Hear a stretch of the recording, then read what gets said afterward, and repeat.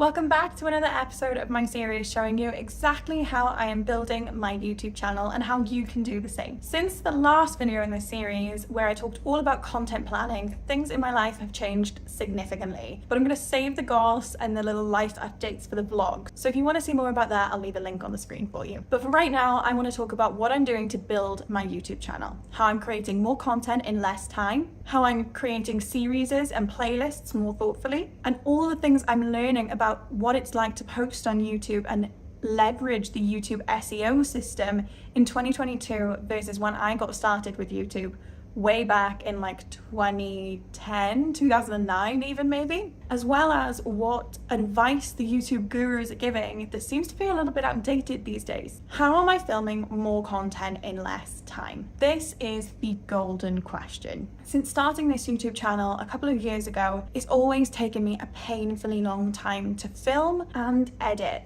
And it means that I struggle sometimes to stay consistent with YouTube. So I'm never going to build a channel unless I can keep that consistency. And lately, I've been trying to focus more in on filming in tiny, small little pockets of time and embracing vlog style content. Filming without my usual setup, using a tripod and a DSLR. And this has unlocked a whole new wavelength of creativity for me. As a business owner, I have to balance content creation with what I need to do for my business on a day-to-day. And although both of those things are important to me, I'm always going to have to prioritize my business and what my clients want and need from me first. So by meaning that content is taking up less time, it's less of an onus to make sure that I get something filmed. I'm also being way more thoughtful about what and when to film. Now that I'm filming on the go, the opportunity to film feels endless. I could literally record anything, but it's going to be important for me to make sure that I only film pieces of content that are going to add to my YouTube videos. So I've actually started scripting my videos a lot more thoroughly,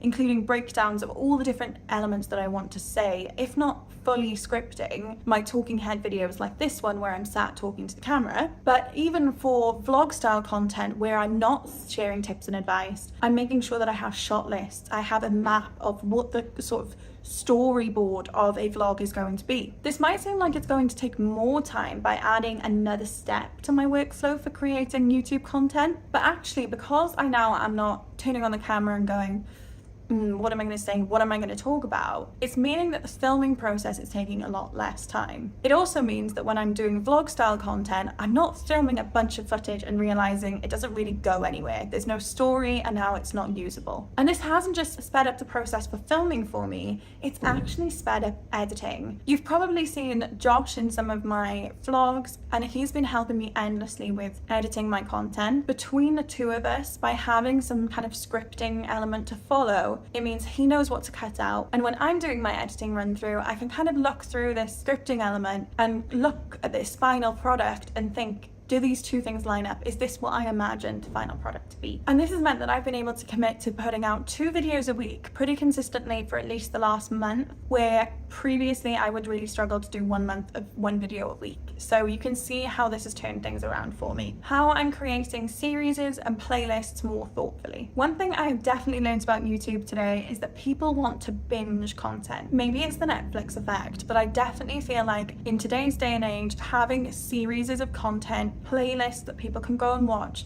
is making my content much more effective. Previously, I would just make a video on a set theme and leave it at that. Of course, I would focus on themes that I thought my ideal viewer would be interested in, but I would make a video on the power of video, for example.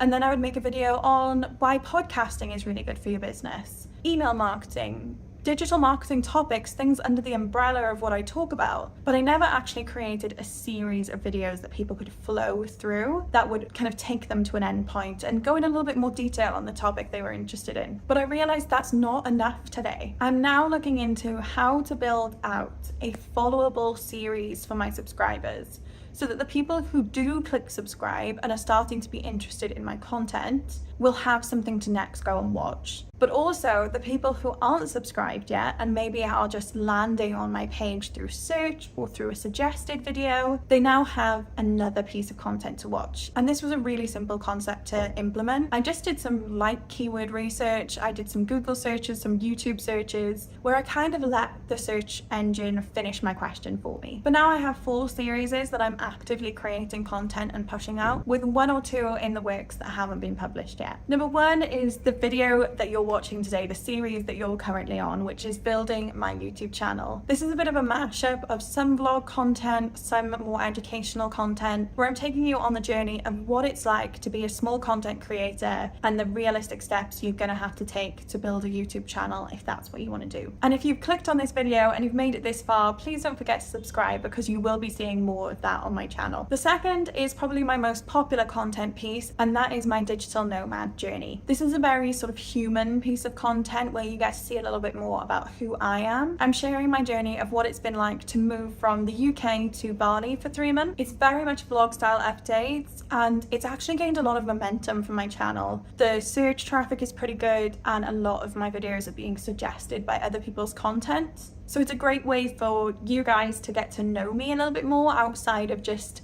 the advice and education style content that I create. And it's also really fun to be able to document these moments and even share with family and friends back home, like, hey, this is what we've been up to while we've been in Bali. The third series I'm doing is the online marketing show. This was a podcast initially that I also filmed in video format, but really upsettingly, I used Spreaker as my podcast host and they deleted my access to my podcast. The RSS feed is dead. It still exists. You can go and listen to the old episodes, but I actually cannot physically update it and publish new episodes. And I really did think about stopping and shutting down this podcast. But since there's some data that's come out recently talking about how YouTube is a lot of people's preferred podcast platform, it actually feels like it makes sense to continue this as a video-only YouTube podcast. And this is a longer form sort of video series. They're usually 20+ minute long videos where I share with a guest a talking point, and we sit and we chat, we put the world to rights and really discuss this topic. Sometimes it's sales pages, websites, we've talked stock photography. It's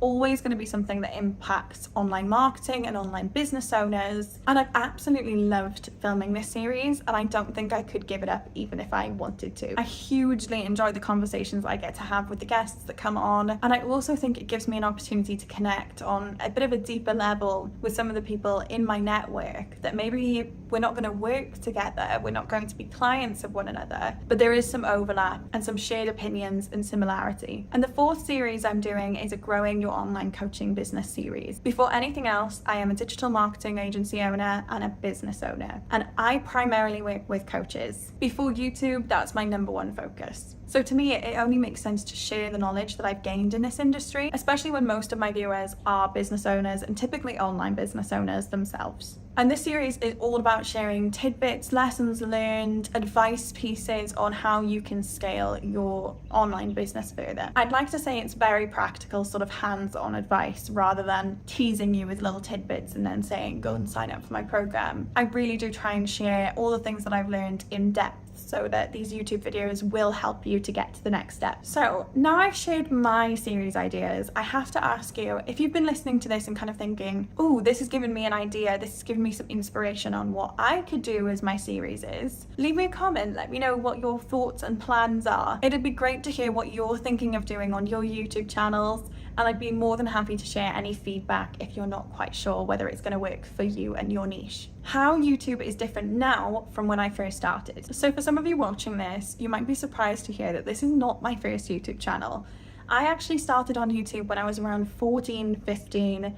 I was very much a child that grew up watching YouTube. I was into the kind of, I want to say YouTube culture, like I watched Ray William Johnson and Shane Dawson back in the day and Smosh and like all of these channels that would be vying for number 1 spot, and there was a community feel with YouTube. So when I got to be 14, 15 and started really showing an interest in makeup, I really wanted to start making beauty videos on YouTube. And again, the beauty space was very different. You didn't really have the word influencer in the way that we do today. the majority of what people were getting were kind of free products, free experiences for their channel, but a lot of people who were creating content in this space were kids, teenagers, so it wasn't necessarily a full-time job. And there was a lot less competition, I should mention, so it was a lot easier to develop a channel and a presence.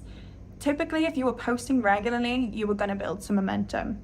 So what have I learned versus back when I was 14 years ago to today? Using my analytics and some data from YouTube and my memories of how things worked back when I was younger, there are definitely some key differences on how you build momentum on YouTube today and build out a successful channel versus then. Firstly, the biggest difference that I've noticed is the change in how you get views on your videos, from search traffic to now more of a focus around suggested videos. All of my best performing videos have one thing in common. The majority of the traffic that I can see in analytics came from suggested videos. Back in the day, we were all vying about that #1 spot from search. But think about it, the #1 thing on YouTube is watch time. YouTube says this openly in lots of their communication to content creators. If you're clicking through to suggested, it's likely that you're in that YouTube deep dive that I mentioned earlier, where you're watching videos on a specific subject and getting kind of pulled into the YouTube wormhole through more suggested videos on that topic and on that topic deeper and deeper. In my opinion, I would believe that if you are going through that route, it's more likely that you're going to watch the full video if the thumbnail and title have caught your attention. But if you're searching, it's highly likely that you're searching for an answer to a question.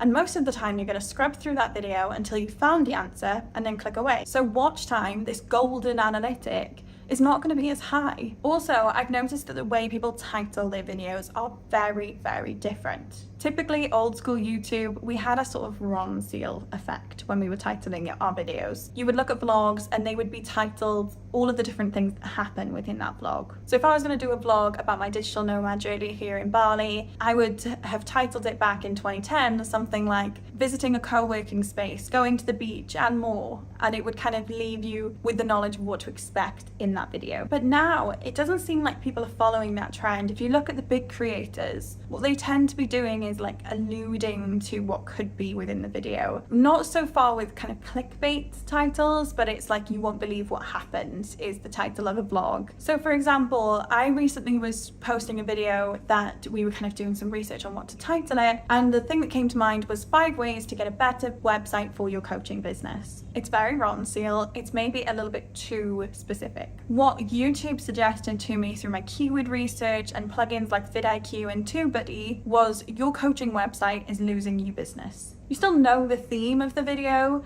but actually what's going to be included inside is a little bit different. You're not going to have this format of it being 5 tips. You don't know exactly what the video is going to look like until you click on it. But as with anything digital marketing focused, test out how this works for your niche. I know your space might work a little bit differently to the people that I'm paying attention to on YouTube. For example, the gaming space has very different trends in terms of what works from thumbnails to titles versus how my side of YouTube looks. But I hope by sharing this advice, it kind of clicks with you as well. And if you're anything like me and you're looking to grow a YouTube channel, you're probably watching lots of gurus out there. And what I've noticed is a lot of the advice that YouTube experts and gurus seem to be giving feels a little outdated. It feels to be focusing around what would have worked maybe when they grew their channel a few years ago. But some of the strategies that they're recommending, I've tried to implement and I've tested and just don't work. When I've done a little bit more research and looked at myself what works in terms of my analytics,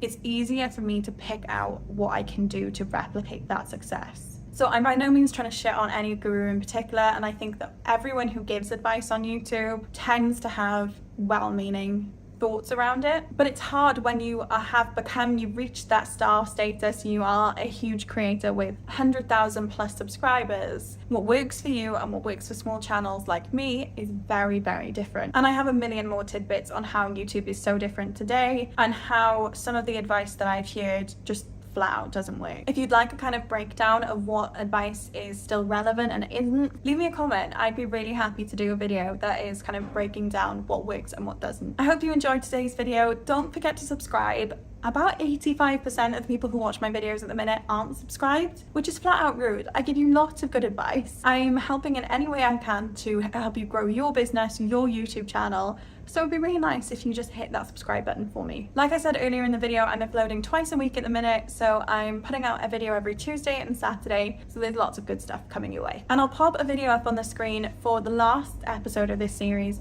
which is all about how to content plan for your YouTube channel. So if you're interested in more about how to grow your YouTube, go and give it a watch.